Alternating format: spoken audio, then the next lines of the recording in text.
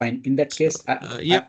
yeah, I'll start my sharing my screen and start the Yes, yes, session. Ramakrishna, please go ahead. Ramakrishna, before going to that, the agenda of the meeting is, can you please, can I know the agenda of the meeting of this one? Means so for introduction, the ISO 27001 or any additional things also you are going to, like implementation or ISO, no, this is purely on the ISO 27001 implementation. So implementation? yeah, Okay. once the implementation is covers with audit readiness for the internal point of view, and management reviews also will be ready. We need to ready for the management reviews and provide the education and the make ready for the internal team to towards the ISMS external audit point of view, and making entire team and organization towards the external audit point of view. So we are preparing for the external point of view. It's a practical External. approach. Yeah, Okay, great. entire sessions will be in a practical approach. It is not like just going through the uh, standard and providing the information. We will have a complete practical exposure and practical experience on taking some X company, and then we try to implement the, I mean, how we try to do the risk assessment, and we try to do the gap analysis and the policies implementation and the control implementation and control analysis, gap analysis. So all that we are going to do in a practical point of view. We try to touch on all the practical point of view. Thank you for, Okay. thank you, Ramakrishna. Yeah. So all we know before going to that, we need to have a ISMS basics. What is ISMS and what is risk management? What is the standards we have in ISMS? What are all the mandatory documents it's going to cover? We need to have for the audit point of view. So auditing ISMS standards, how do we audit for the ISMS standards? And what are all the annexure A controls and compliance versus substantial audit? So in this complete session, I go through ISMS, ISO 27001 2013 implementation, because already that is obsoleted and completely transitioned to the 2022. Currently, everyone is going to the 2022. But why I am opted this 2013 is more important is it have, even though it have a overlapped controls, 114 controls, overlapped controls in the 2013, it have elaborated information where the technically we can understand. So straight away, if you are going to the 2022, yes, it can be, but the people having the knowledge on previous standards will help us for further going and to tailor if any new stand, if again another 3 4 years they'll come up with a new framework will be modified and they'll come up with a new version. So during that time, they might add it some controls and they might remove some controls based on the environmental requirement and based on the current situations. So at the same time, this framework is aligned with other frameworks in ISO. So that is where first we understand the basic of 27001 2013. It will give us good knowledge and good basics of 27001 certification point of view, so that any certifications or any ISMS certifications, it is easy for us to handle in a future. So we cannot say the organization have the similar certification for everywhere. So it differs from organizations to organization. So we go with the basic information on 27001 2013, and then I'll give the differences between 2013 and 2022, how the wordings changed and how the controls changed, how the implementation point of view we need to look on to the 2022. All that we are going to discuss, so that it will be easy for us to people who is going to work on existing certifications as well as doing the transaction certification, and if coming for the new certifications in all three, it is easy for you to work. So existing certification and transaction certification and new certification. So it will give the good idea and required knowledge on that one. So why ISO is ISMS as why we are taking the ISMS and ISO in the first place in the every organization. Most of the organization is currently they're going for the ISMS certification and ISO 27001 certification. That was the basic certification for every organization. So it became a very, very basic certification. Then comes into the SOC 1 and SOC 2, that is a different one, and PCI DSS and HIPAA. So those are all based on the nature of the business and based on the regulatory requirement, they go with that. But when coming to the ISMS, it become a basic certification, like people having a degree or people having the 10th class intermediate, like a basic certificate, basic educational qualification. Similarly, ISMS become a basic certification for all the organization. Why this much important people are giving for ISO is ISMS is a framework.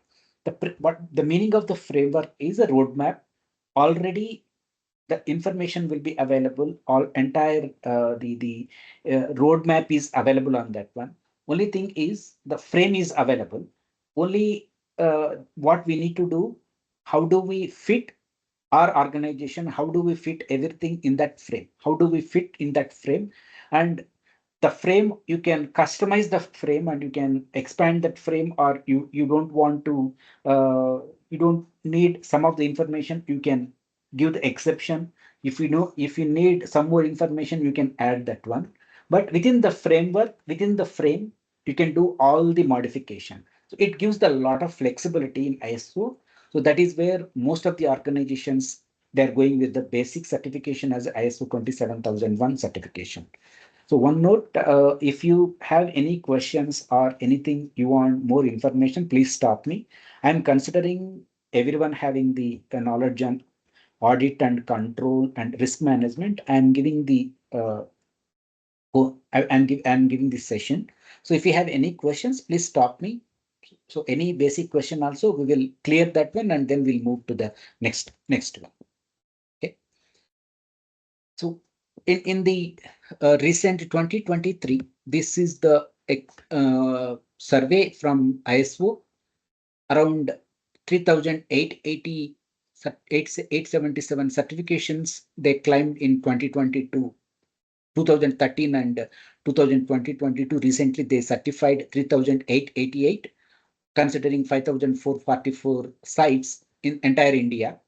So they coming up. So likewise, we have all the countries. So in ISMS, you in ISO, we have all the controls, all the countries, how many certifications we have, and each uh, sector point of view and the business point of view, how many organizations are going for the certification. All that information will be available. So this will be useful for the people who is giving the more information towards the organization. So then coming to the ISO, uh, the history of the ISO was, it was initially started with UK governance department. It was only for UK, and the Department of Governance and Trade and Industry, they came up with some security requirement. If you take information security, was started with defense of defense in US. They started with information security as a practice, and everywhere defense comes into the picture when we talk about the security. The information security also started by the defense, and then it being pervasive, it being moved into the different fields. Now, uh, defense was one of the area where security is taking care. But apart from the defense, every person is looking for their own security. Similarly, ISO also started with UK governance, and it was limited for only the UK. And they started with the BSI group in 1995. That was started with BS 7799. Earlier, if you take a very world organization like HCL, TCS, Wipro, and all, they would be having a BS 7799 implementation certification. Also, if you talk about some 15 years who worked on the 15 years or 20 years on the organization, they will be knowing that when they started BS 7799 and all. And then it was, since it was only for one country, since it's a very best practices, it is not like earlier it was only the best practices only for that particular country. And then Those best practices were followed by all the organization where security is required. Information point of view, I need the security. They are following the best practices. So in that, they came up with this framework and these requirements to be there and these controls to be there. In that way, they framed. So soon in ISO was adapted. ISO is International Standard Organization where it adapts or where it involves. In this ISO, around 170, I'm not exactly 164 to 170 countries are partner, and they will be available on that in this ISO, and they come up with all the requirement. So ISO will look into all the best practices and they try to adapt all these requirements all over the world and all over the world of the corner. So in the similarly, this was also adapted by the ISO and they came up with ISO certification called 20. I mean, they have different certifications with the numbering. So in this number, in this numbering, they have a 27,001 standard, mainly as a in July 2007, they standard with 27,001 for information security management systems. So later they came up with the published as a 2005 and then 2013 and then now the current version is 2022. So the current version, so in these current versions, till this current version, they came up with the different modifications. Initially, they came up with some requirement and added some requirement and removed some information. So how they are doing it is based on the uh, sectors, based on the business people who is adapting this certification. So let us initially the information security was people were thinking only for IT organization. But IT, non-IT organization, people are not looking at security point of view. The develop, I mean, the marketing or other areas or other people, people who produce the good, normal goods and all, they are not looking at security. But IT companies predominantly they are going for ISMS certification initially, but later point of view they understood that information is common for every sector and every organization. So there will be a security and there will be a requirement to provide the security for all the information wherever it irrespective of the organization and irrespective of the sectors. So they started slowly the ISMS started for all other organizations also. So when the ISMS certification was extended to other organization, they started adding the clauses and adding the controls required to the organization point of view. I hope you are clear till that. Any questions on that?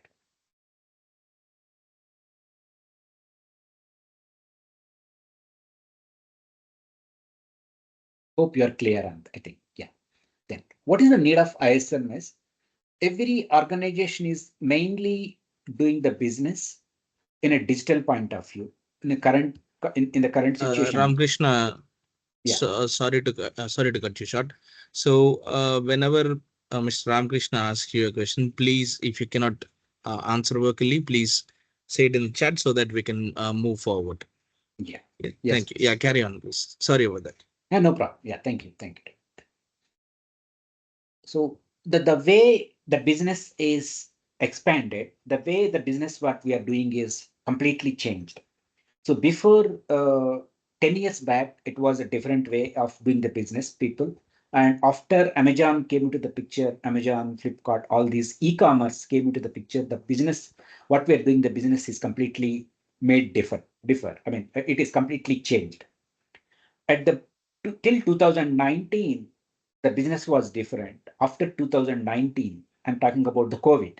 Before COVID, it was a different way, and after the COVID, it is a different way. Even working culture and even the learning, everything become online, and a lot of changes were happened in the entire the world. So that in that stand, the information security become more crucial and securing the information become more crucial for every organization. So most of the organization bread and butter is their information. If the information is going to be leaked or if the information, any of the information is going to be outside to the organization or someone knows of the competitor, it is a huge damage to the organization in any point of view, reputational point of view, financial point of view, or any other point of view, it is becoming a huge damage to the organization. It is becoming huge damage. So in that point of view, everyone started information security. The ISMS is needed for them. Then the areas of security practices and the area of information is moving was also changed. Earlier, the banking sector was there was no online banking, there was no online account opening. Let us say the after COVID only, before COVID, there was no online account opening. Everything was no, at least one time, at least you need to visit the banking. Then now the banking sector, how it become, most of the banks, you need not to visit the bank place physically, just everything they do it in a virtual point of view. In that point of view, the security is more important. So that is where the areas of areas of information is moving from one place to another place, become increased and more vast on that. And every security incident are going and nature of threats are increasing. So along with that, everywhere there is a pros and cons, the uh, negatives and when I say the normal way, positive way and negative way. So everywhere this happens, increasing of our information security and cyber security space. Once the information was before internet, information was residing inside the organizations and inside the systems. The threats are different and the issues are different, and only the very few people knows and very few people are affected by that problems or because of that one, only working with them, only that network with that. But when the information is moved into the cyber, that is moved into the cyberspace like internet space, then threat landscape is completely changed. Once the people are moving into the cyber in internet, everything is exposed. In social media, earlier social media was different and now the social media is different. After social media evaluated, the people got started exposing each and every very small things, also they started getting exposed.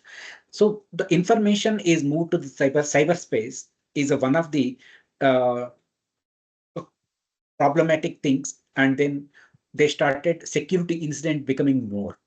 So particularly on the financial point of view, and why the financial point of view, there are a lot of security incidents every day. It happens every day, it is happening, and defaming the people, a lot of things we have. And when you take security incidents point of view, every time we do see a lot more things. Why this security incident will happen, in the main requirement of the security incident happening is some motivation by the person. Some motivation is maybe a competitor or competition motivation by the other organization, or mostly the 80% will be the money. So some money they get. So if you uh, uh, bypass the OTP and try to open the credit card and use the credit card, they get some money, and then using that they can purchase goods or likewise. So that major things people are happening, because of that security incidents are growing like anything. So in that view, how do we secure our organizations from the security incident? The major requirement is how do we secure our organization from the not happening from the security incident. That is one of the requirement in ISMS. In ISMS, more focus on that one, and security incident management practices, and how do you implement it? How do you take care of that one? All that. That is where the SOC comes into the picture. Security operation, not the service organizational control. Security operation centers will come into the picture. NOC and SOC. You might have heard about network operation center, where it completely monitor the network operations. Security operations center, where it completely monitor the security operations. That those people will take care of all the incident and all the part of monitoring, and then they come out of raising the incident of that. So based on that, these ISM is also work on that. So benefits is, so the organization has invested the people, process, and technology to protect organization data. You have identified risks, assessed implications, and put place systemized controls to limit any damage to the organization. audit done by an independent expert assessment of whether our data sufficiently and protected. The ISMS is certified certification. There will be a certification will be given. When you come to the other areas, attestation will be given. SOC 1, let us say SOC 1, SOC 2, attestation will be given. Here, certification, we call it as a certification here. Certified, that certification will be shown to the, in visibly, we can show it to the entire world, saying that we are ISMS certified, and this is what the certification. What means the certification for the organization is, it gives the lot of confidence for the customer who is going to work, who is working with the organization and who wants to work with that particular organization. They will get a lot of confidence on that particular company, that yes, they have a lot of practices and procedures for taking care of and securing the information. So in that point of view, if I'm going to do the business with some X organization, certified X organization, my information is secure with them. I need not to worry about that. That confidence will give by seeing the ISMS certification. So before going to the ISMS certification, just we touch upon threats and vulnerabilities and the risk management practices. Just we once we have understanding of that one, then only we will be able to understand what is why these clauses in the ISMS and why these controls in the ISMS. All that will be able to understand and map it, and then only we can able to proceed further on that. Yeah. Any question? Ramakrishna, so Mhm. before going to discuss about this one, so previous slide, what we discussed, what my understanding is, if the organization is going to have a certification as ISO Yes. 27000, so Mm. do they need to meet all the points in the ISO 27001? How they will adopt this certification? Yeah, that is initially I said they have to follow some of the I mean, there are clauses and controls.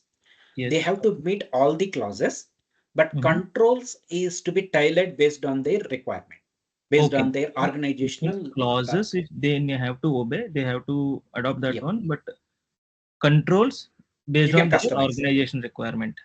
Yes, yes, based What on is the your difference business. between this clause and controls?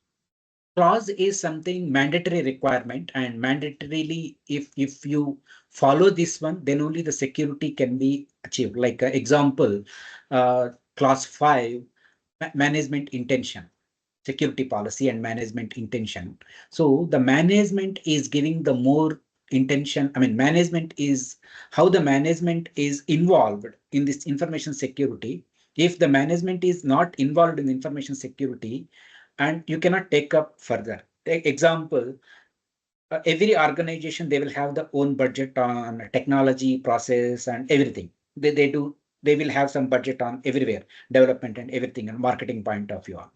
Similarly, some budget also to be allocated for security practices, like taking the resources, correct resources, and providing the tools and vulnerability tools. Let us say the purchasing the vulnerability tools and other things like from the security point of view. Correct. If that budget is allocated and proper budget is given to the security team, then only they will be able to implement that one. If the management itself is not giving the priority for the information security and they are not allocating the budget, then there will be a security will be there, but it is really not in the place, or we cannot do anything on that one. I mean, we will not be able to achieve security goals in the organization. So that is what the clauses says. When coming to the control, now the control example, if I take background HR control, background verification. ISMS says you do have the background verification screening. We call it as a screening. In the screening, up to you how you want to do the screening. Some people, they will go with the entire educational qualifications from 10th plus intermediate and all that, and the organization who worked and the work experience, how many years of experience. Some people, some organization, they will look for all the previous experiences, but some people, they will look only for the last 1 year experiences, or last company or before that, last 2 companies only. So in that way we can tailor in the control, but in the clauses you cannot tailor. Now you cannot customize that one. Whatever the says, you have to. Otherwise, ISMS cannot be implemented in a proper way, and the certification cannot be, that improvement cannot be done on the ISMS space. Hope you Yes. got, yeah.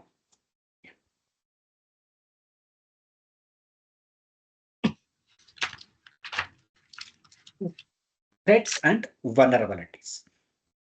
Threat is something unavoidable. Everywhere it will be available. Vulnerability will be within us. It, so you can uh, do some practices to reduce the threat or to completely remove that threat. There is a possibility that we can completely remove, or there is a possibility that we can at least reduce the impact of that one. So that vulnerabilities will be within us, and the threats will be outside. So vulnerabilities are commonly available, and every day it comes and every time it comes.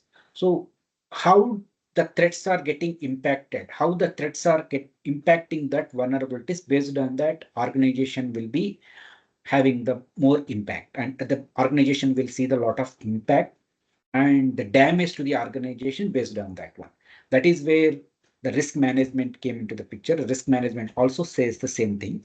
The threats, understanding the threats and vulnerabilities, and then giving the proper remediation for that. So for that, first need to understand what is the threats we have. Common threats is natural, technical, and man-made.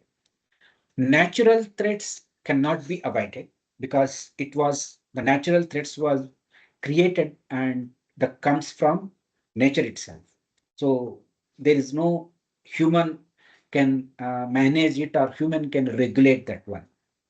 So that is where the natural threats will be always available, and the natural threats is realizing and happening, it becomes a huge damage. I think everyone is experienced this generation in 2019. The most best pandemic experience was COVID. For a 1 month time, the people where we are and what we are doing and how we are doing, no one knows. That is one of the biggest pandemic in this era happened. For that is one of the example of natural threat. Technical threats, yes, it is depends on the organization. It is depends on the software. I mean, every lot of softwares we are developing it, lot of applications we are developing it. Again, it is completely how securely we are developing and how securely we are managing. Everything is based on the experiences and the knowledge what they are contributing. Those people are contributing inside the in that software field, in that software development tools, and the organization where people are working technically, like OS, we are purchasing some OS. How much matured organization we are taking the OS. Now Microsoft is a world leading and matured organization, but even Microsoft have some vulnerabilities. And let us say the OS point of view and application point of view, the same thing. So a lot of applications were there from the years together, but still there are vulnerabilities. Why these vulnerabilities are there? Because during the development, we may not be able to develop everything in 100%. So some issues will be there. With that, we try to roll out in the production, and then we continue that one. And over the time, whatever the identified issues will be slowly remediated because based on the requirement. So that is where technical vulnerabilities will be there, but this is in our hand. Man-made is purely based on the people. How these man-made mistakes and threats will happen, and mistakes will majorly the man-made mistakes or threats come from man-made mistakes, or lack of knowledge or expertization, uh, some some of disgruntled employees, like I don't like to work, I don't want to work, or some issues with the management or some people. So many things in organization, who is working in the organization will be able to understand how the people mentality. It is purely the human mentality. Based on the human mentality, they do commit some mistakes. It become a man-made threats for the organization. So these three major categories. So in these three major categories, from these three major categories, what is the impact for the organization is financial loss. First thing is the financial loss, most thing fun, and reputation. So if after financial, some lot of, I mean, more intense impact is happening, more intense impact is getting by the organization, it may lead to reputation. So some organization were hacked, some ideas were leaked, then that come into the newspapers or daily news, and then people will start talking about that organization. So in a negative way. So it become a reputation and image point of view. So the people who is working with them slowly move out of that organization, or newly want to sign up and do the business may not come. So that again result into the financial loss. So both go in hand. Reputation, once the reputation loss is completely result into the financial loss. Next, service unavailability. This we know, service unavailability for every organization, and if the service unavailability is also resulting into financial loss and reputational loss. So for some time, this one of the website is not available, then the people will not look at that website. Example, some e-commerce website, some goods they want to purchase some of the goods from that website. Continuously, that website is not available, or during the payment, or sometimes after doing some operation, it is not available, or it is giving some errors, and we are not able to complete our operation. People will stop using that, and they switch over to another e-commerce website. So again, that become a reputational loss and financial loss for the organization.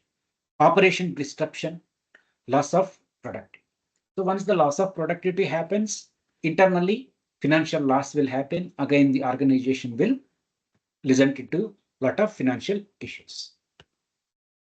So any more information or anything you are looking from the threats and vulnerabilities point of view, or are you good on this one? Anyone wants to know more information on the threats and vulnerability point of view? It's a good, Ramkrishna. So from my end, no, Okay, thank you. yeah, it's good. Yeah. Next coming into the section is risk management. So this is the heart of ISMS. I would say the heart of ISMS is risk management, because the auditor will go in a everything what the controls, implementation and assessments, everything we do in a risk perspective. Two things are there in the organization: compliance point of view, risk point of view. Something is available is a compliant. Yes, it is available, compliant. If it is available and working or not, whether it is working properly, if not working, what is the problem? That will be looked at by risk. Example, policy is that security policy available. I mean, all of you know security policy. I think you are all into SOC and all other things. So what is security policy means everyone knows. The compliance thing is, do we have security policy? Yes, available. That is compliant, means the security policy is available. What content it have, what meaning it is giving for the organization, what is the whether the security policy is meeting the organizational objectives to run their business, and it is aligned with their business risk point of view. Organizational risk objectives are meeting. All that will be looked at risk point of view, risk-based approach. If the security policy is not meeting, and people are, I mean, there is no sync with the organizational objectives and security policy, and we give something, I mean, we document point of view, we drafted something, some information, but the way implemented, the way we are working in the organization is different, then we see a lot of risk. The compliance point of view, it is meeting because security policy is available. From the risk point of view, no, security policy is not meeting the organizational requirement and it is resulting into the more risk. Similarly, not only the security policy, everywhere we see in the same thing. Compliance and risk approach. Compliance approach, risk approach. Compliance approach is whether it is there or not in the place. Risk approach is if it is there, how much mean to the organization, how much risk it is reducing, or any other thing need to be added. That is where the risk approach will be looking at. Most of the auditors, external auditors also will look at risk perspective, risk-based approach. They go to the risk-based approach and try to evaluate our organizational controls and processes. So that is where every implementer must understand what is risk and what is risk in the organization and how the risk management practices is there in the organization. If you know that properly, again, it differs from organization to organization as well as the one business unit to another business unit. Let us say HR will have their own, administration they have their own, financial will have they have their own, technology they have their own. Likewise, you need to understand whole of the organization risk as well as individual business units risk management practices. Then only you will be come up with proper risk practices in the organization able to implement. This is one of the major area when we do audit for the organization, they are getting failed. Even though ultimately of completion of the, with the help of some consulting something, they are doing the risk assessment and risk management and doing it. But many of the people are lacking risk management practices, understanding the holistic risk of the organization as well as individual competencies risk of the organization. That is what you need to more keen on that. Risk is the possibility of damage or harm and the likelihood that damage or harm. So two things are there in the risk. One is what is the possibility of damage or harm to the organization. If something happened, if the earthquake was happened, what will be the damage to the building? How much damage happens to the building? That one risk. Another one is what is the likelihood happening of that earthquake? Talking about the natural threats. First thing is what is the damage if happens? How many times it may happen? That once you understand properly that one, then only you can come up with the proper risk management landscape. Threats and once you understand threats and vulnerabilities, knowing the threats and vulnerabilities is one thing. Mapping the threats and vulnerabilities towards the risk is another one. So when you are mapping the threats and vulnerabilities, first of all, we need to understand what risk it is, what risk is exposure because of the threat, how many times it may happen by the threat. Based on that only, you can come up with your own controls. And whatever the framework is defined you, whatever the framework is given you, all that controls can be implemented properly based on this information only. That is very more important here. Again, how much acceptable everywhere, I mean, everywhere, wherever you go, risk is not zero. That is where every risk management practice says risk will not be become zero. Everywhere risk will be there. That is called residual risk. Some risk is a leftover. So in a common life, in our common life, day to day, apart from the technology, when you wear the helmet, I know use the police people, I mean, everywhere when you drive the bike, they ask us to wear the helmet. What is the use of helmet is it reduces the head injury or head injury from that risk of the head injury. But really 100% it will reduce? No, there is no 100%. Some people had an injury because of the helmet was they were not able to remove the helmet from after the accident. They were not able to remove the helmet from the head. That also happening. But most of the times, most of the very frequent and most of the times it will uh, save the head injuries because of wearing the helmet. If you don't have the helmet, 100% our head will get injured. But when you use the helmet, proper helmet, again, helmet, again, you have a ISI marks, and a lot of helmets are available outside when you go to the 400, 300 and very small ones. Many things are there.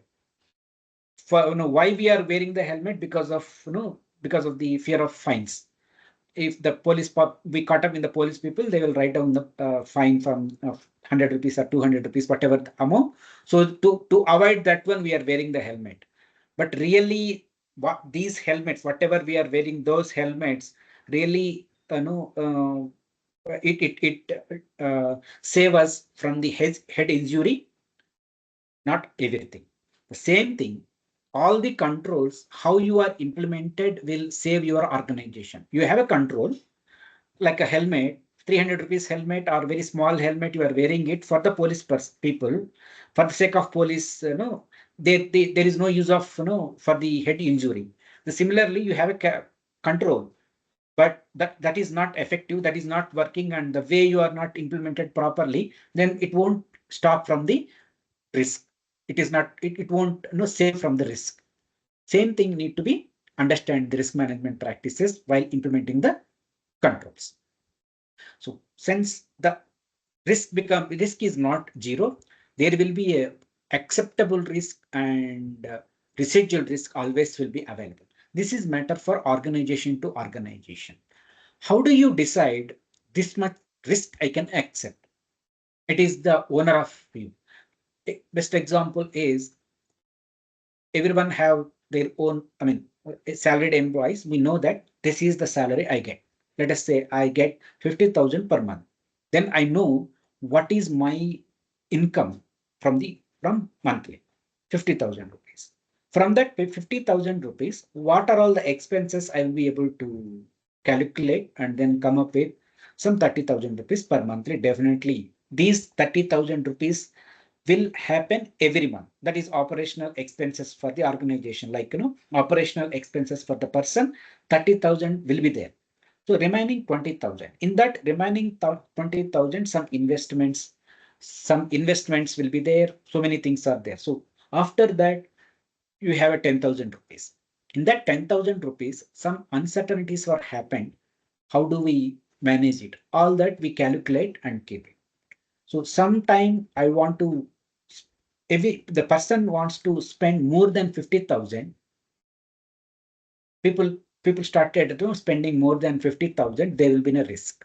So if you are spending within the 50,000 rupees, then you'll be able to manage your lifestyle in a proper way without the more financial risks. So the person knows that what is their salary and what can be accepted. Now I cannot go and purchase 1 crore rupees of villa, because every month I have to pay. After my operational expenses, the 20,000 is left over. In that 20,000, 10,000 will be my investment. Only the 10,000 is left over. With this 10,000 only, I can dare to purchase every month. To do some EMIs and to purchase something, I can go for that one.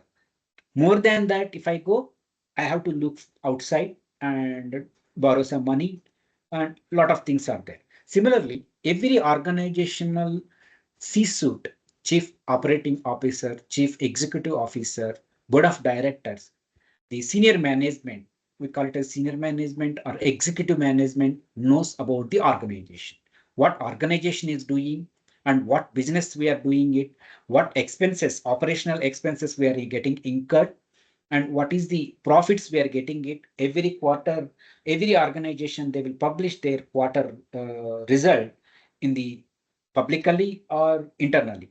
So everything known by the C-suite. So because of with those people only can take that, yes, this much risk I can take, or this can be accepted. If I'm not able to accept, I don't want to take the risk. So that is where the acceptable risk comes into the picture. That called as a risk appetite. Appetite is nothing but how much we can take up. Food appetite. People will have a lot of appetite where they will intake the more food and they will be able to digest. So people have a less appetite, They will not be able to take more food, and because they will result into the lot indigestion problem. Similarly, organization C-suite knows about the appetite of taking the risk, how much risk they can take it, and how much no they cannot take. In that point of view, they will say, yeah, this is what the risk till this we can take up. Before that, I mean, till that, if you are reaching it, you need to remediate remediate that one. From the management, it comes to the middle management. From the executive management or senior management, it will come to the middle management. From the middle management, it will come to management category who is working. Then it comes to us who is working. If you are in a management category, you knows this. If you are in a end user, like system administrator, network administrator, and the auditor, implementer, ISMS implementer, you only knows what you need to do for the organization, what controls you need to implement, and what controls to be not to implement. All that information only knows by you. Then how the decision will be taken based on the senior management risk appetite. What the risk appetite they are taking it, that will be moved to the next level management. From the next level management to it comes to the end user who is directly working on that particular process. So, any questions or any confusions here? It is a purely management perspective. So that is Uh, where. yes, Ramakrishna. So my query is, how can we decide the organization risk appetite? Yeah, risk appetite is how there are a lot of things in the to decide the risk appetite. So what, first of all, we understand what vulnerabilities in the technical point of view, what vulnerabilities we have. We come up that one. Understanding the risk of understanding the risk from the technical point of view and process point of view, people point of view. All that they will come together, and then they will decide this is what the risk we have for the organization. Now, take an HR, sourcing management, HR people, sourcing and post sourcing, both will be there in the HR. Now, HR appetite is 1,000 people of organization. For example, 1,000 people are there in the organization. Then how many people resign we can sustain the organization? So if some 10 people are moving out of the organization the same day, with the 990, we can continue. If 800 people, like how much people we are reducing, will the organization get sustained or not? That point of view, the HR will look their risk management practices. I know they don't directly call it as a risk management, but they will look at resource point of view. And then they will come up that, yes, anytime in the organization, 900 people must be available. Then only the organizational process can be taken up, or whatever the processes, procedures will run smoothly. Anytime 900 people must be available. That is what their criteria. So if 900 is the appetite, and below 900 we are reaching to the risk point of view. If the people are more giving the resignations, and people are leaving from the organization will go into the risk. So before reaching to the uh, eight, now after 900, some 5 people are moved out of the organization, they immediately HR has to look for alternatives, either giving the taking the consultant or someone for the organization, or that means to fill up the gap. But these 10 people or 5 people, whoever it may be, there for the 900 people, they have to fill the gap, and they have to maintain that particular appetite for every time. For the same thing, financial, if you know the financial point of view, what is the surplus of amount of the organization, what is the this quarter result, and what is the amount we have in the place, and what expenses for individual organization. The finance team knows what is the budget will be given for the development team, what is the budget was given for the infrastructure team, what is the budget was given for the administration, what was the budget given for the HR, everything they knows. So by having this budget, what is the amount they have? And it is exceeding any of the organization, any of the business unit is exceeding their budget, that will result into their overall financial posture. It will get the effect. So collectively, financial, they will do their own assessment. HR, they will do their own assessment, and then they come up with the appetite point of view. So technically, if we speak, technical appetites, we have a technical point of view. CISO or CTO will take the decision. How much, what is the technology we are going to use it, and how many vulnerabilities we have. So if you are not going to reduce that vulnerabilities, what if the vulnerabilities are becoming real? I mean, threats are becoming realized.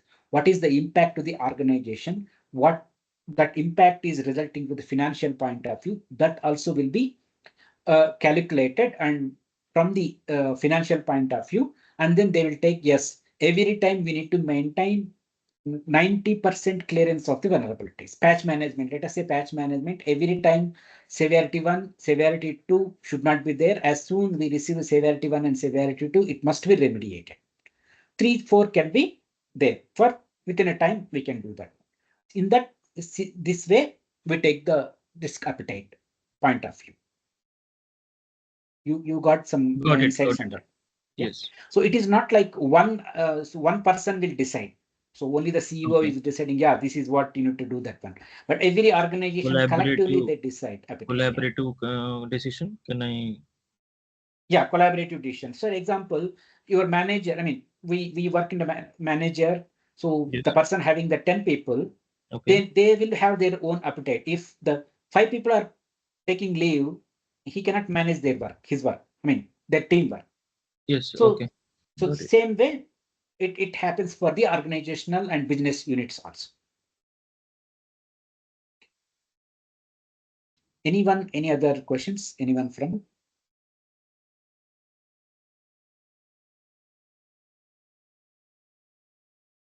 Okay.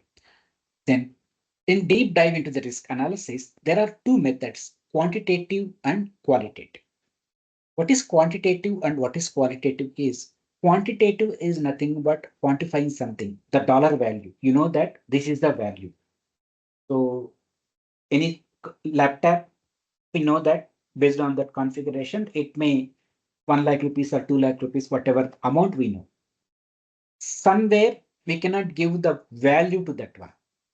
So we cannot give that, we cannot say this much value. Example, what is value of your life? No one can give. But anyway, we are taking insurance, life insurance, and a lot of other insurances for 1 crore. So that means we are valuing our life is 1 crore. But not really, if you take, is that 1 crore of value we have? No, we cannot give value to the life. So in that way, organizational assets also, every asset have financial value and uh, reputational value. That is, uh, financial value will be some amount, tangible assets, intangible asset. Tangible assets is where you can look and feel, yeah, this is there. The building is a tangible asset. Computer is a tangible asset. Person is a tangible asset. So where you can directly see that, and yes, the person is available, the building is available. Intangible assets where you cannot see, but value will be, you can experience that value. The brand image. uh, IBM is a brand image. Tata is a brand image. Maruti is a brand image. When you see the car, Maruti car, by seeing that car itself, by seeing the logo itself, you say, yeah, this is from Maruti, this is from BMW, this is from, this is what you immediately people will recognize by seeing the brand image. So we cannot feel, we cannot touch that brand, but you can experience that there is a value. How do you say that the brand image will be this much cost? No way. There is no value. So you cannot value it, crores of money. You cannot value in a static value. So in that way, we call it as a high value. Then we call it as a high, medium, low. Most of the vulnerabilities, you see, they categorize as a critical, high, medium, low. When you go to the Microsoft site, they call it, they provide the vulnerabilities in high, critical, medium, and low. So in that way, they categorize. So this is called qualitative, where you can give the number value that comes as a quantitative. So everywhere you cannot quantify, everything you cannot qualify, cannot give the qualitative. So everywhere we cannot give the numbering, where you use the qualitative. Everywhere where you cannot give the high, medium, low, we use the quantitative. What is the use of having this one is using the numbering of any layman can easily understand, by seeing that number. Now I know that if something happened to my laptop, damage is 50,000 rupees. Clearly, I know that 50,000 rupees I'm getting damaged. But when you qualitative, your damage will be high. People cannot understand what is high. High means it will be in a red and all, means some value is there. We cannot predict this much value, but it will be a very high value. So in that point of view, we calculate risk in a quantitative point of view and qualitative point of view. What is the use of having this both in the organization is, before going to this thing, we must understand what is asset management. Asset for the organization is, we have a tangible assets, intangible assets. Tangible assets are where the systems, buildings, people, everything. Intangible assets are complete process, procedures, building, this one, logos, brand image, all that comes under intangible assets. Then how do you value the asset? When a building is valued based on the area circumstances, I mean, based on the width, height, all that construction, and how many rooms it have, the size of the building, all that, and at the same time, the where the building is residing. It is the prime area, it is a normal area, whatever, based on that areas, based on that you're going to. So when you are purchasing the house also, you do assess the same way and then calculate this is the value for the money. Now, system, when you take a server will have Dell server will start with 2 lakhs, HP server will start with 2 lakhs, 3 lakhs. So based on the configuration and based on the requirement, it starts from 2 lakhs to 5 lakhs. That is the value we are giving, monetary value we are giving for the servers. Then while you are purchasing the server, you have to keep some information on that one to process your business point of view. And some application will be available. For example, if you're a developer, they do copy their code, development code, and into that servers, and they keep it for the production point of view and development point of view. If it is a files, when ISMS people, they use that server as a file server. SharePoint, so many things we have, SharePoint and MS Teams and all. Everything is residing on the server. So we keep our security policies, control implementation information, audit information, everything we are going to keep in that particular server. Then coming to the financial transaction, like online transaction, when you do the online transaction, your credit card and debit card information will be, they will take the information of the credit card and debit card, all that. So that information also will be saved in somewhere, some servers. In some hospitals, in healthcare industry, the patient information, basic information, till from the basic information to advanced information, like what the treatment they've given, what kind of the current situation, current severity, all that about the patient, that information will be available on your systems. So various information you are going to save on the systems. Now, when you take a quantitative value, actual quantitative value, let us take one Dell server, which is costed from 3 lakhs rupees. In that Dell server, we are keeping patient information. How do you value, how do you calculate the value of the server is, usually the server value is 3 lakhs. Really is the 3 lakhs? No. What information it is residing, based on that, your value will be completely changed. That is where uh, severity and sensitivity. Sensitivity of the information. Whatever the information is more sensitive, the information is residing in that server, then your value will be changed. So now the patient information is available, and that patient information is going to the some other hospital, competitor hospital, then it will be threat to the this hospital, whatever the hospital we are keeping the server. And regulatory requirement, lot of things comes into the picture. So now any breaches of that data result into we need to pay some crores of amount. Then what is the exact value of the server is including your breaches, including your penalties, that will become your server cost. Apart from that, system administrator, who is managing that system administrator salaries, and the network administration and environment and the day-to-day backups. You take the backups of that one, backup cost. At the same time, uh, vulnerability management, vulnerability remediations, and patch updates, firmware update, hardware update, everything will be considering. But when you know, you may get some confusion on this. Will you do on a server basis, each individual server? Not in, we don't do in individual. I'm taking one example of one server, but in organization we do collectively. That is where you cannot find individual cost of individual servers. We collectively take, this is the server cost, and this is the cost of organization, this is the cost of the PCA DSS data, this is the cost of the healthcare industries data, all that. So you don't do individually. For the implementation point of view, to understand more insight of the risk management practices, just I am giving this example saying that one system, if you take one system, the value will be completely different. So the monitor value of the purchasing value, once the purchase value will be at 3 lakhs, but once you bring the say a server, once you deployed the server in the production area and added a lot of information in that, the complete value will be changed. So in organization, not only one server, number of servers will be available. So when you take that value, the value will go somewhere.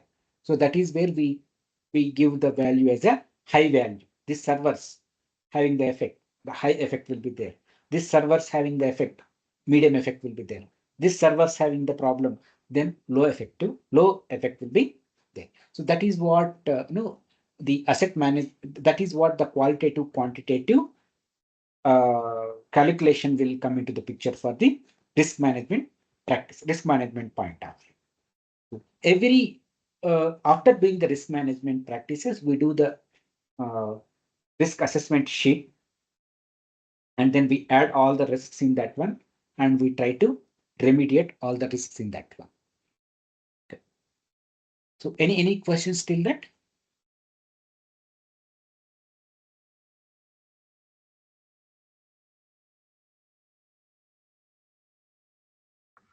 No, Ramkrishna, from my end.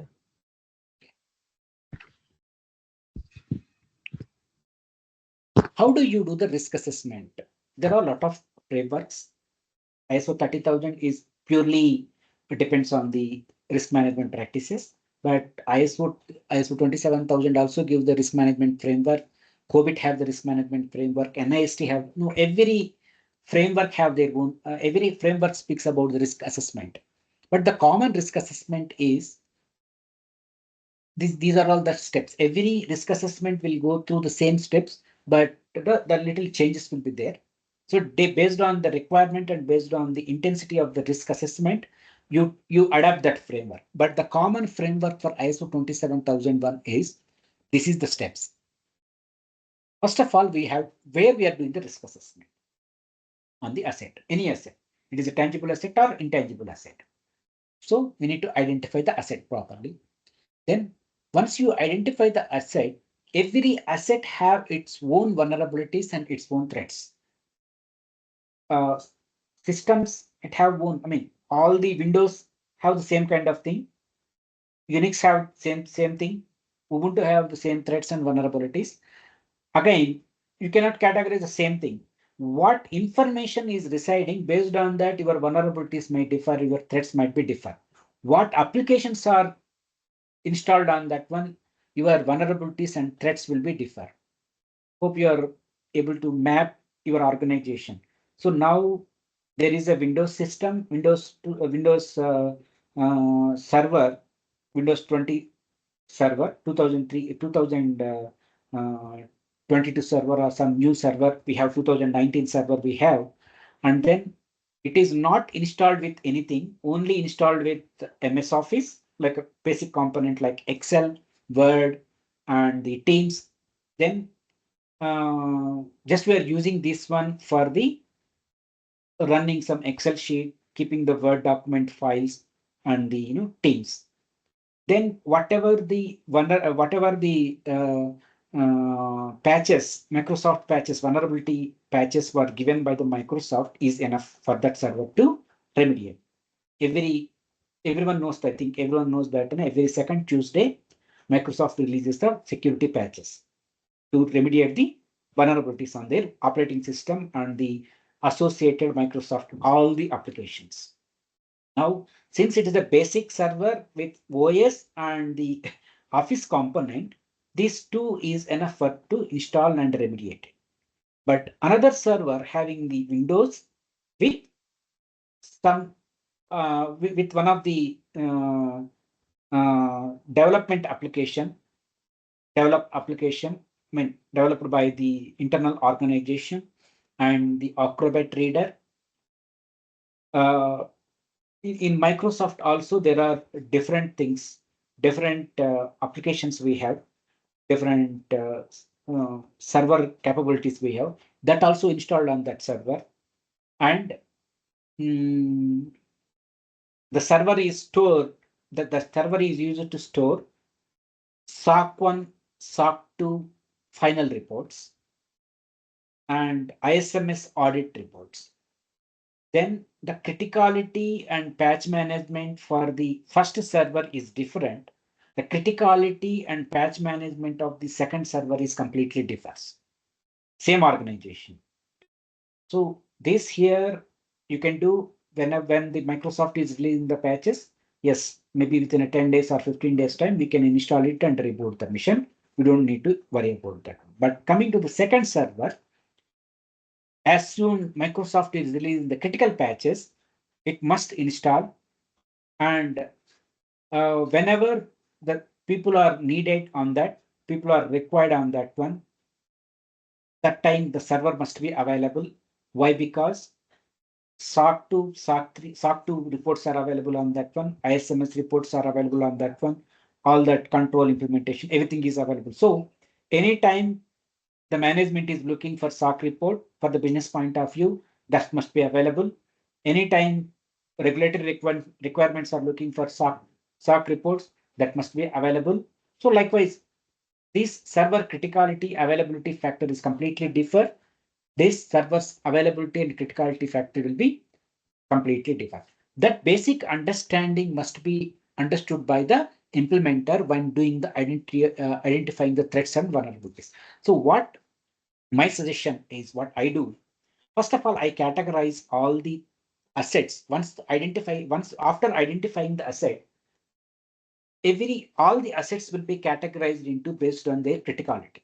Once you have that categorization, you can give the effort to particular asset. I mean, wherever you need to give more effort, you have to put more of effort. Only that area only you can put more effort. Otherwise, you are treating every server. Previous example, first server and second server. First server are some 10 servers are there, and second type of servers are 10 servers. Then I'm treating all 20 servers are same. I'm putting my effort on 20 servers. It is a waste of my time. So if I categorized the first server as a low priority, second server as a medium priority, then first my attention will go to the medium priority and start working on that one. So threats, understanding the more and more and threat and vulnerabilities. So if you are working on more and more on that first servers, no impact, because how many patches we are going to install, how many vulnerabilities we are going to gather, and in adding that one, there is no use of that one. So nothing will happen if the breaches also. So in that way, you identify once you identify the assets, categorize the assets, and then once the categorization is happening, then identify the threats and vulnerabilities. So you may have the question, how do you categorize in a practical point of view? How do you categorize these servers are critical for the organization? So every business unit knows their criticality of the servers. System administrators are different. Some business people, they will use the servers. Altogether, you are the system administrator who takes care of entire servers of the organization. But you are not the owner of that one. You are the custodian who takes care of patch management and server build, all that operating system point, operational point of view, everything you take care of that one. But the owner is different from the business unit. The HR servers is the owner of HR manager. Financial servers is the owner of CFO or some financial people. And similarly, development point of view, development servers are owned by the development team, software development team. But you do take care of the technical point of view, what is needed by that particular business unit. You implement it, you do it, but you are not going to own it. You want to restart the financial servers, like that you cannot restart, because you need to get the approval from the finance team, and then that is where the ownership comes differently. So when we contact the owners and give this, yeah, this is what the list of administration the HR servers, can you uh, locate, or can you identify what are all the high severity for the HR management? Please note it and give it to me. So in that Excel sheet, they will give, yeah, this is the servers are more critical. These are all the less critical, or these are all the medium critical. Like that, they will categorize and give it to you, so that you can use that in a you can use that one for the risk management practices. So any questions on that one? Okay. So once we identify here, one more practical problem in the organization is most of the organization is lacking of assets. All the assets will not be there in their asset management tracking place. Either it might be an Excel sheet, or it might be a tool. You don't be having all the assets tracked in that tool, all the assets in the Excel sheet. When implementer will have a practical problem, ISMS implementer will have more practical problem identifying the complete assets and categorizing them from the complete assets. It takes a lot of time sometimes if the people are getting coordinated, and lot of coordination and communication. That is where ISMS implementer must have very good communication. In sense, I'm not talking about the grammar or English or something. Effective communication with different areas of the organization is more.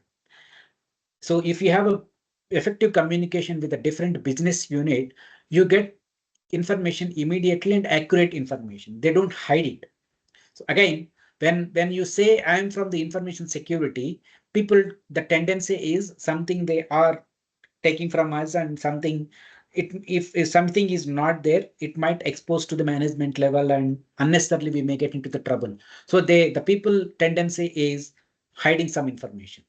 So if the hidden information was given to the implementer, it will result into whatever the implementation we did will not be a 100%. I mean, whatever it is not the complete implementation. Somewhere it was hidden. So while doing the while identifying the assets, my suggestion is the having the proper communication, and have the one or two calls with the management and the teams, understand that what exactly the assets are happening. I mean, all that categorization, and then come up with that one. So once you have that, you have assets in place with you, and the threats and vulnerabilities are there in place. Now determine the impact and likelihood. So if this threat is going to realize, that means realize is nothing but it happens. What is the impact for that particular threat? Then you once the you know the impact of that one, likelihood, how many times it may happen. That also you can calculate. So how do you calculate is something with the qualitative technique like when you take virus example of the risk, example of the threat, technical threat is virus. Virus is the outside threat. So particular virus getting affected to the organization is common. In a different ways, it may get affected. But how many times it may get affected and what is the damage you need to identify? How do you identify? If you go to the McAfee site or semantic site, they give the statistics of so and so virus. This is the impact. I mean, this virus is getting affected. In the files point of view, I mean, some viruses, they will change the file permissions or delete the file permission. Let us take a ransomware. I hope everyone knows about the ransomware, right? Ransomware is something, they will encrypt the entire data and then to uh, give the data back, they will demand some money from us. So that is what the ransomware comes into the picture. So if the ransomware is getting affected, what is the damage to the organization that we need to assess? And likelihood is how many times this ransomware may get affected on 1 year time or 6 months time. That we need to identify in the likelihood and impact. Then next step is identify the existing control.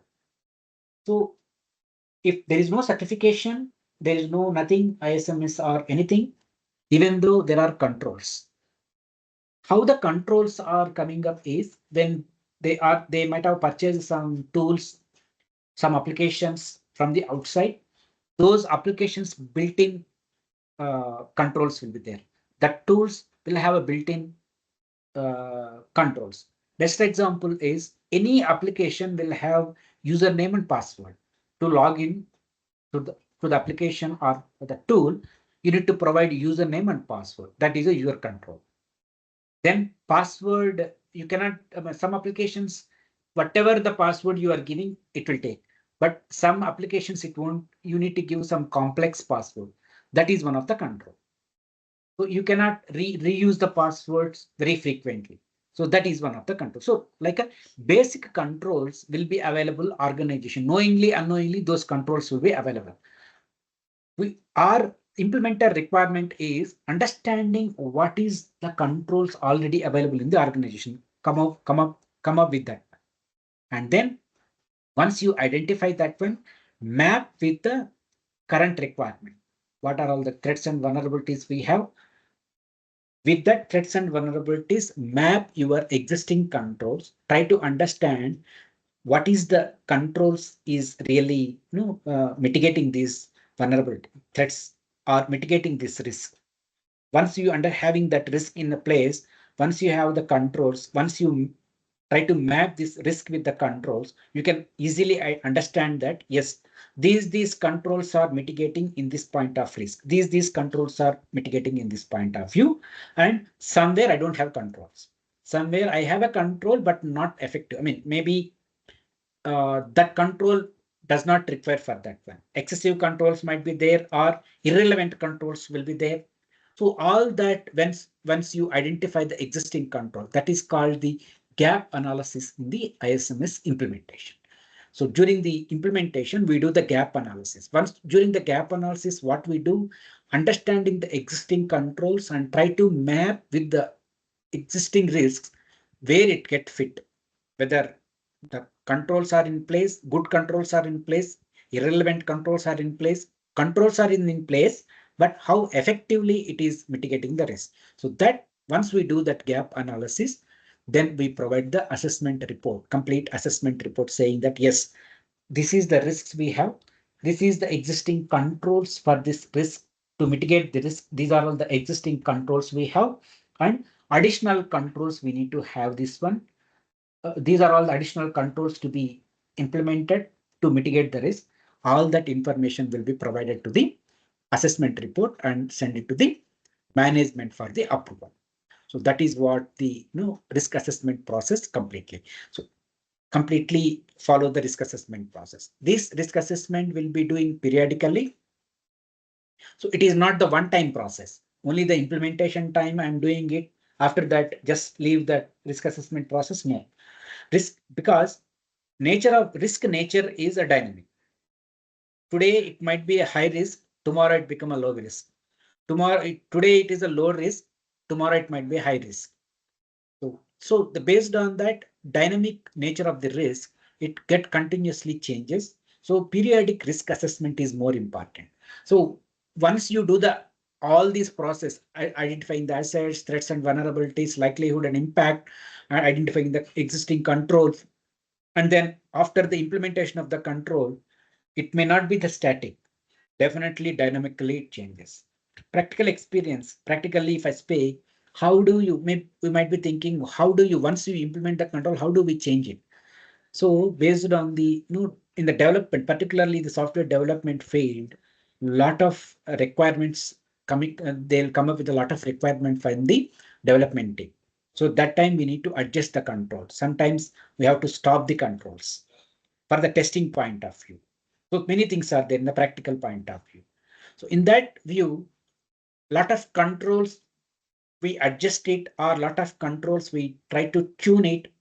So all that happens. So over the period, again, whatever the implemented controls in 22nd of March 2025 may not be the same after 6 months. So better thing is, the suggested is risk management, risk assessment suggested is every year you must do the risk assessment. If not, I mean, apart from that, whenever any changes in the organization, you must do the risk assessment. Any changes in the organizational environmental changes, anything. So as and when required, you must do the risk assessment. That is what the criteria for doing the risk assessment practices. Any questions on this?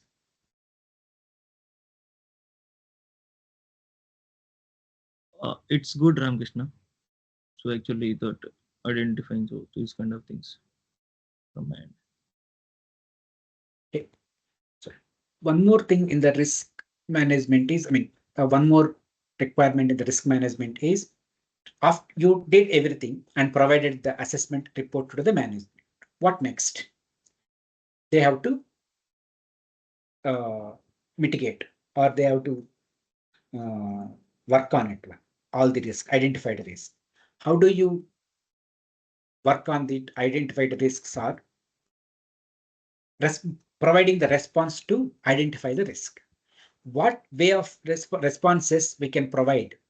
There are four, majorly there are four on risk management practices, that is avoiding, mitigating, accepting, transfer. So before going to the risk response, there is one more concept called cost benefit analysis. Cost benefit analysis is whatever the cost we are we are incurring, or whatever the cost we are going to have it for the control, really we get benefit out of it. That is where the cost benefit analysis comes into the picture. Now, example of last previous two servers, one have normal server with operating system and basic of MS Office component installed with normal documentation. Another server, same operating system with Office and other tools are installed. SOC 1 and SOC 2 reports, ISMS reports, and HIPAA reports. All that information is available on that particular server. Now, how do you do the cost benefit analysis is, the way you implement the controls differs from first server to second server. The first server is needed antivirus commonly, because antivirus is more needed. And then access management point of view, we give normal access management point of view. And anything is public information is available that server. So we don't need to worry about data leakage, or data, someone is copying the data, or data leakage is happening on that server. So we don't put much controls like DLP controls and firewall configuration. Many things we don't need to do on that first server. But whereas coming to the second server, It have very valuable data, very sensitive data. Then comes into the picture a lot of information. The calculation of the first server includes the basic cost of hardware. So let us say 4 lakhs, and the operating system maybe comes under some 6 lakhs, right? Then whatever the controls we are going to implement within the 6 lakhs only we are going to implement. Again, I'm giving the example of one server, but we don't calculate on each server on this in the organization. It is a collective of entire infrastructure servers. So there you get a lot of changes. But for understanding, to understand you easily, just giving you one server. Now, similar, for example, the first kind of servers, 100 servers are there. Even though 100 servers also, we don't need to worry about that one. Just we can keep it in a normal network, and we need not to worry about the isolation and all that things. So when coming to the next server, these servers must be in a separate environment with the firewall enabled. All that controls must be enabled, and the antivirus and data leakage preventions, periodically reviewing that systems, patch management, everything extra care must be taken. So second server cost is not same cost like a first server because it have a sensitive data, regulatory data. So once your SOC 2 report is going out, I think someone from the SOC team, they are working on the SOC 2 report. How critical for the organization SOC 2 is because SOC 2 report will have a complete security posture of the organization. Each and every control evaluation, and whether it is a pass or fail, everything will be there. So once you have the SOC 2 report, easily and you can the outsider can easily understand, any person easily understand that yes, this is what the risk areas in the organization. So based on that they can attack, they can plan the targeting the attack of the organization. That much criticality of the SOC 2 reports. So in this view, if the SOC 2 reports are getting exposed or health records are getting exposed, regulatory requirement, we need to pay the penalties of the regulatory requirement. When you take the regulatory requirement penalties, it starts with some lakhs of rupees. How many heard about DPDP Act? India is coming up with Privacy Act called DPDP Act, not yet finalized in the central government, finalized in central government, but not yet approved by all the parties.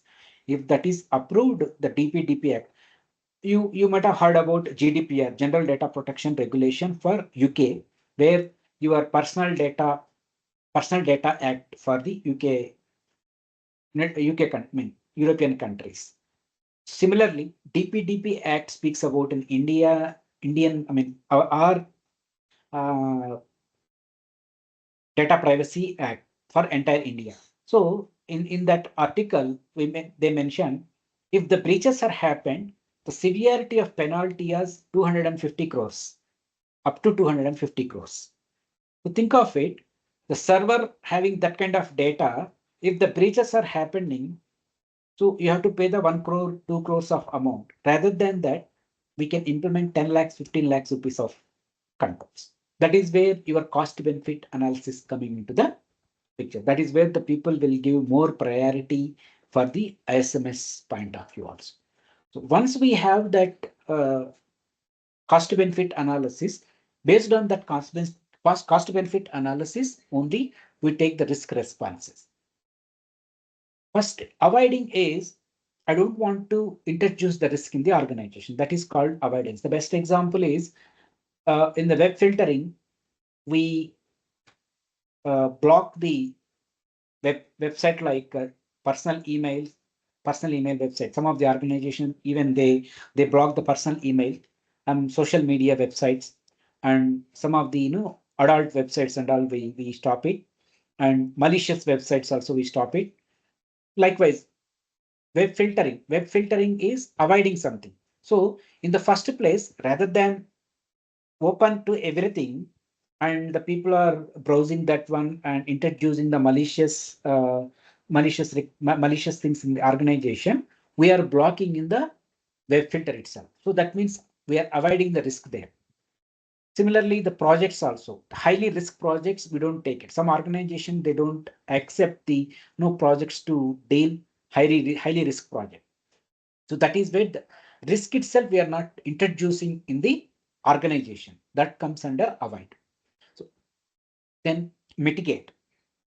So we know we have to work, but risk should be reduced.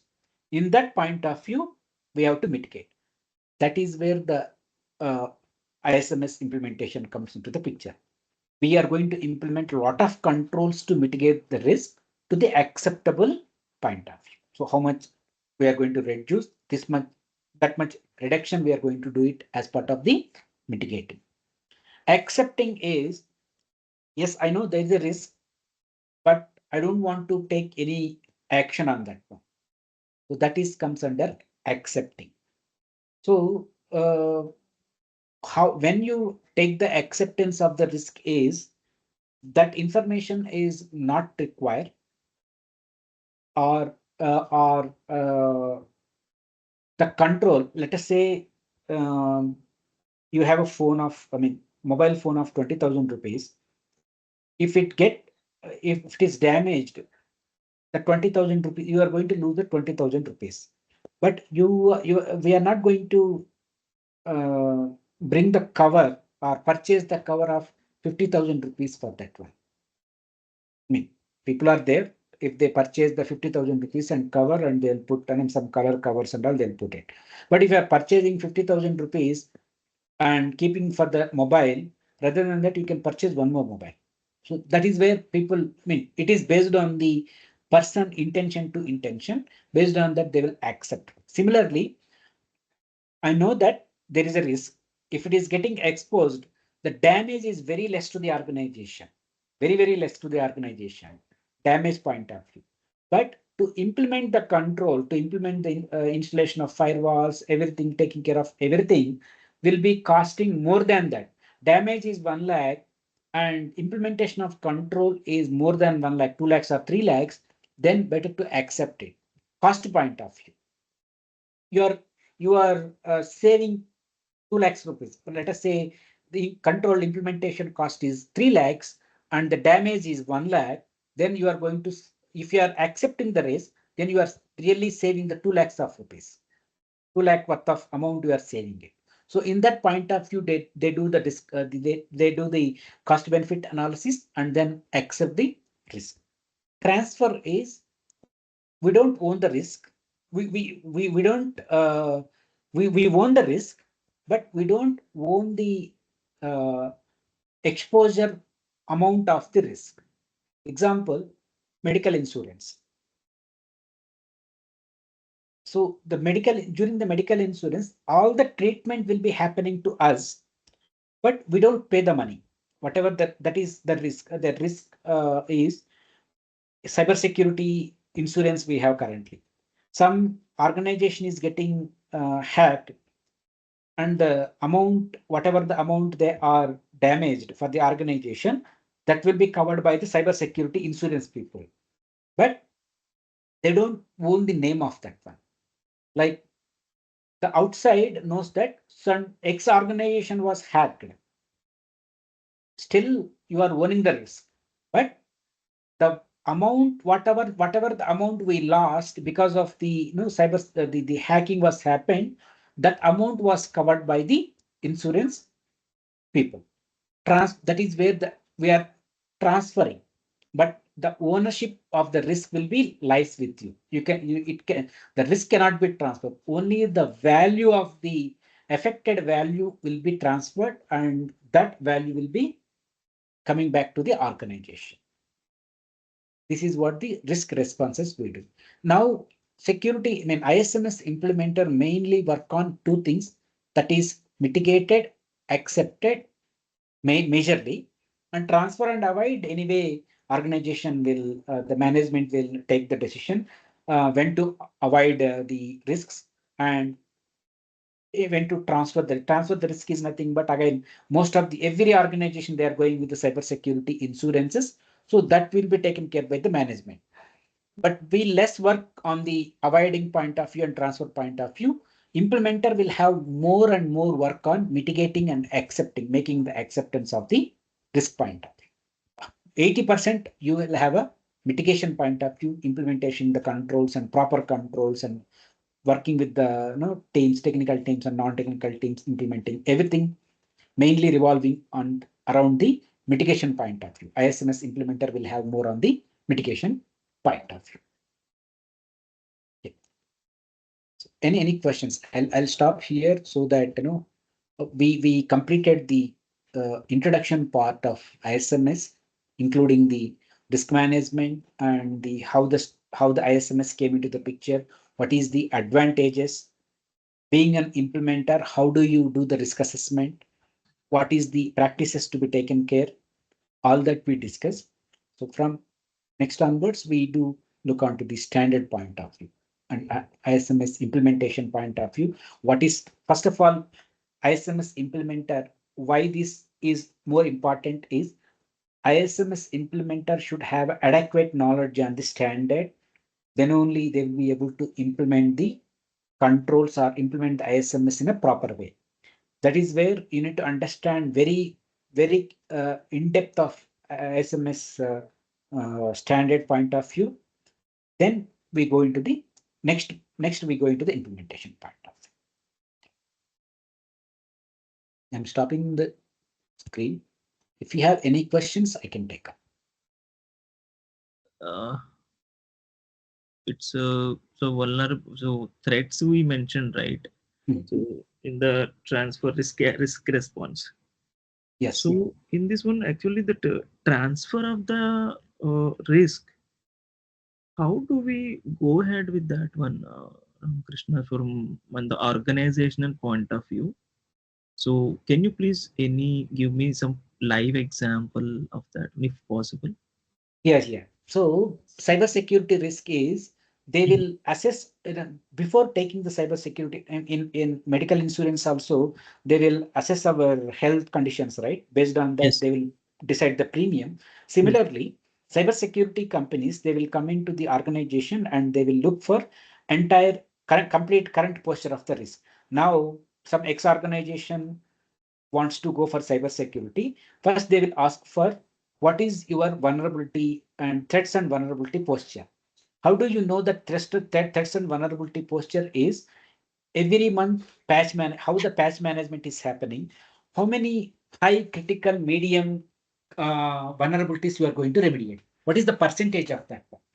Critical 90% of the critical vulnerabilities are remediating, 90%, 80% of high, 70% of medium we are remediating means the organization security posture is good. So at the same and technical point of non-technical point of mainly on the cyber security, technically they will take it like how many firewalls we have, what is the even they do review firewall policies also. What kind of policies they have mentioned in that no, firewalls. How the change management is happening. How the organizational operational security is happening. Everything they will assess, and based on that they will give you, yeah, this is what your current posture. So if you want to take the cybersecurity insurances, this will be your premium. Now, the criticals we are not taking care of any critical means.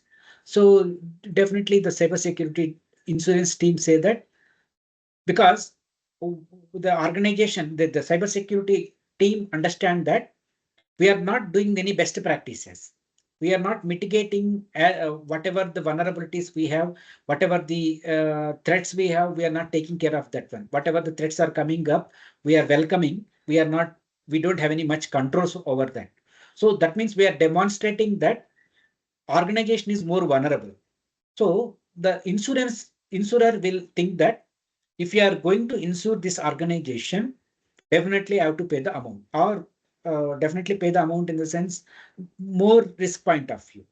If organization is demonstrated that lot of effective controls we have controls and all the controls are effectively working, and we are reducing the risk posture as much as possible on month basis.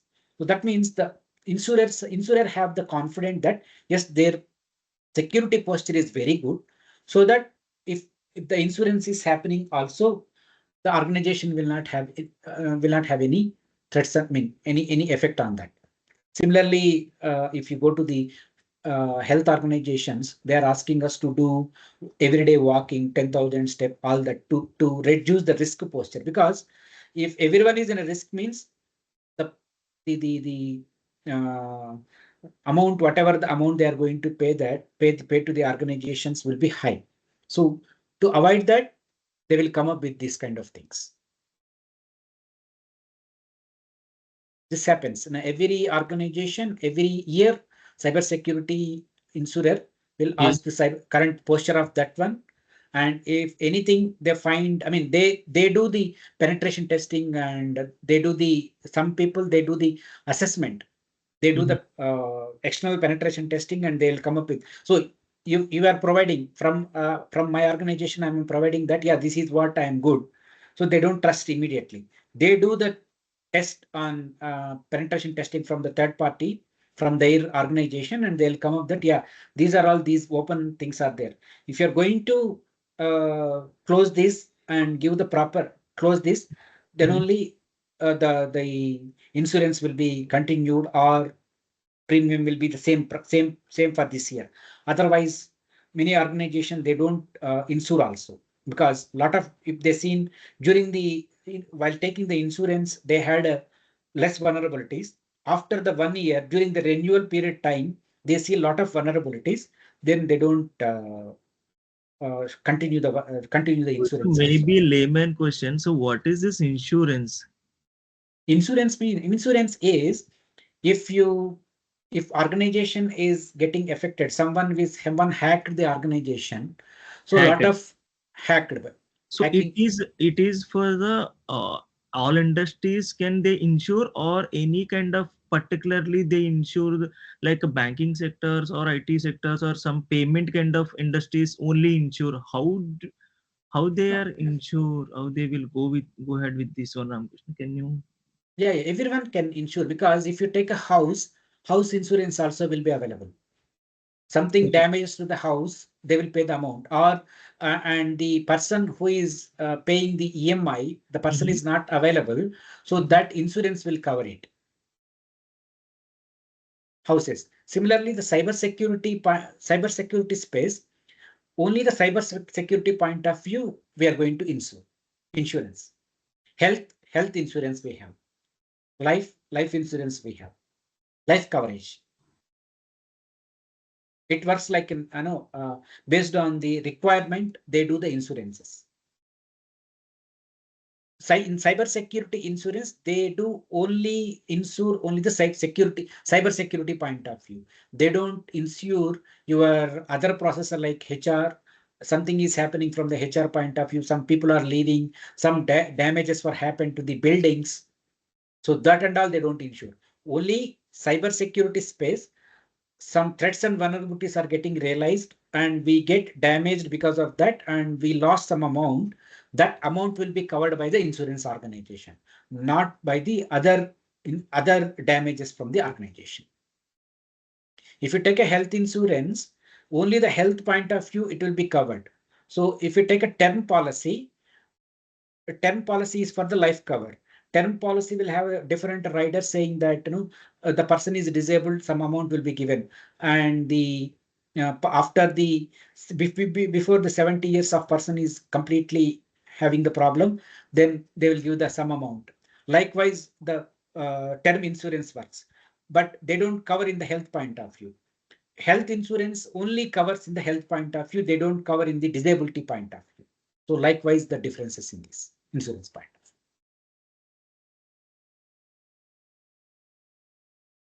Hope, So only yeah, it is like only after attacking or any encryption only it will work as insurance means yes, uh, yes, right? Okay. yes, yes. Only happens only that. So If it is, other nothing is happening. I mean, we take the it is health common. insurance. Yes. Yeah, we take the health insurance. If you Okay. are going for some operation, then only it will be covered. If you are not Correct. operating, so that will be next year. I mean, it won't affect anything on that. Got it. Yeah, same.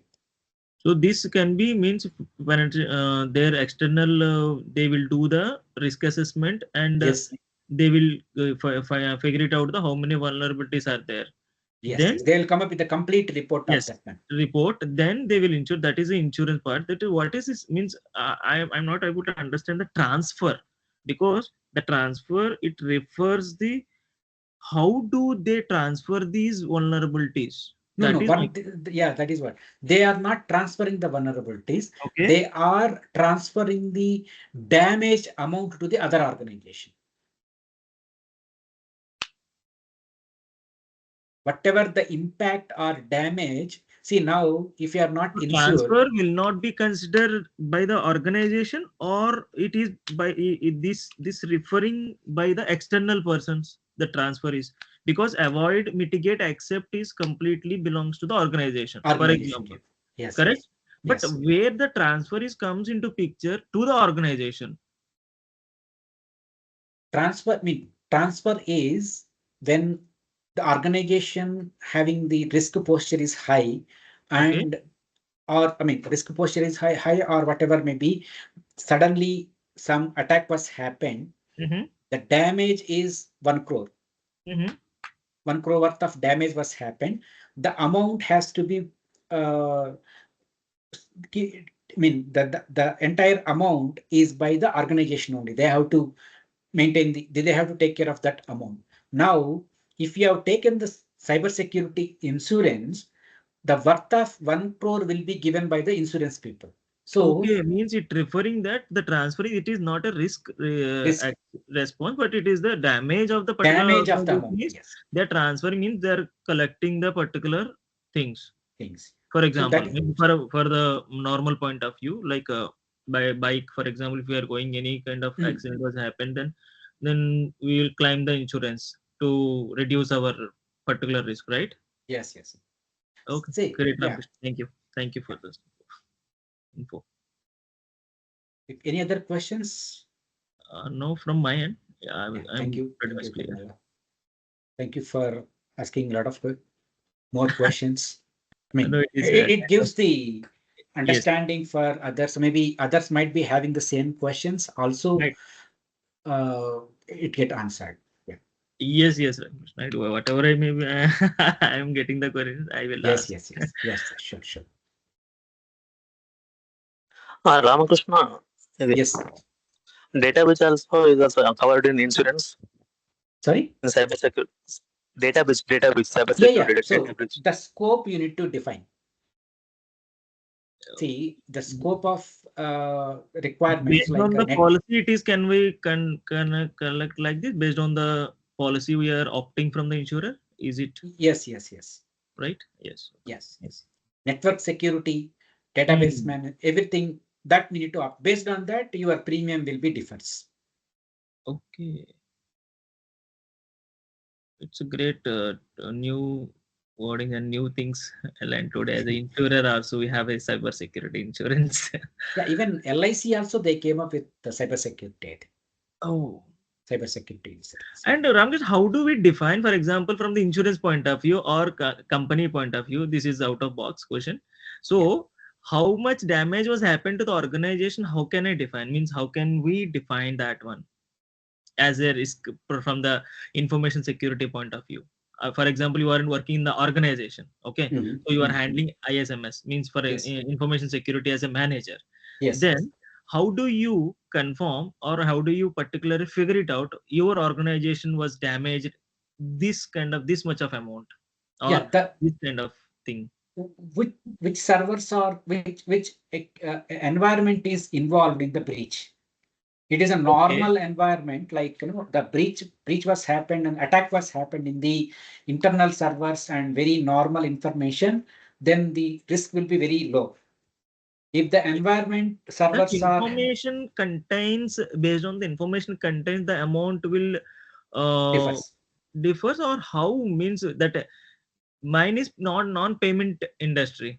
Mhm. Payment gateway industry, yes, you can understand. For example, by bit it was happened. Okay, Yes, yes, 1.4 billion was transferred by the something else. Okay, that yes, was yes. bit by bit. I don't know, you might aware of that one also. Recently, the one of the biggest uh, attack Attack. in Yes, yes. the entire.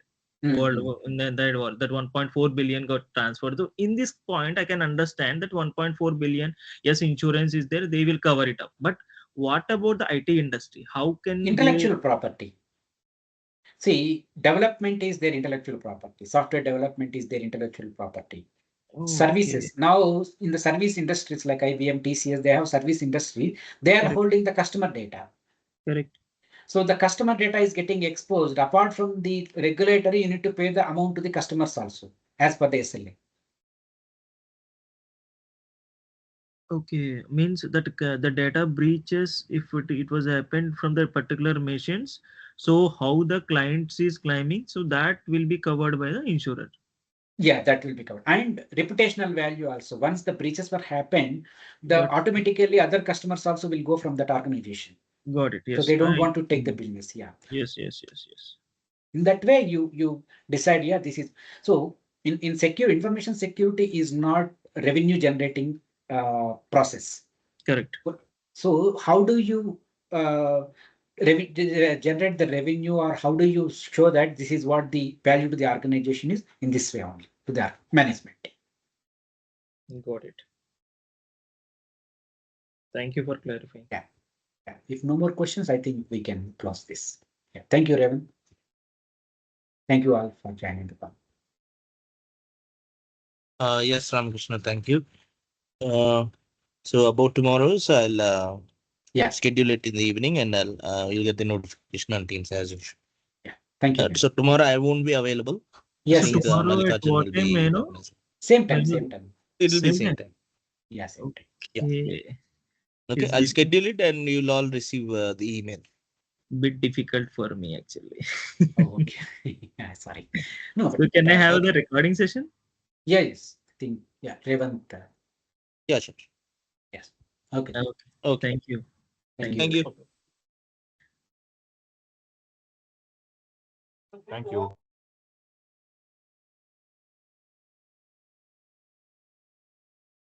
Yeah, Srinivas.